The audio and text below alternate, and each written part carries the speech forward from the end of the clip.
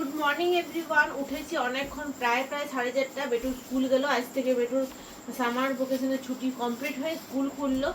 তো এখনো ঘর বাগানো হয়নি, এই তো বাগাবো, জাস্ট প্রায় 7টা বেজে গেছে।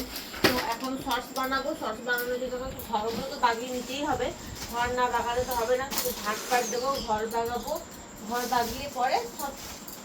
আজকে আমি ভাবছি যে সকালবেলা ব্রেকফাস্টে, প্রত্যেক দিন তো আমরা মুড়ি টুড়ি খাই, তো আজকে ভাবছি মুড়ি খাবো না।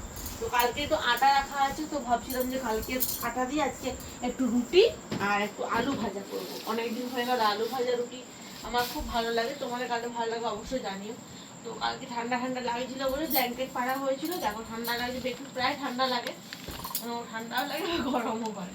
তো চলো এখন হচ্ছে কি সকালবেলায় বেড ক্লিনিং একটু করে নিই, বিছানা বাগাই। বেটু স্কুল চলে গেল মানে ঘর পুরো ফাঁকা।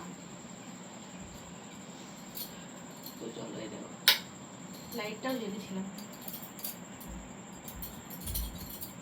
সকালবেলায় হাত মুখ ধুয়ে ফ্রেশ হয়ে জামা কাপড় রেডি করে ছেড়ে তারপরে এখন আমি বিছানাটা বাগিয়ে নিচ্ছি। বিছানা বাগিয়ে পরে এরপর আমি খাবার করতে যাবো, সকালে ব্রেকফাস্ট করতে যাবো।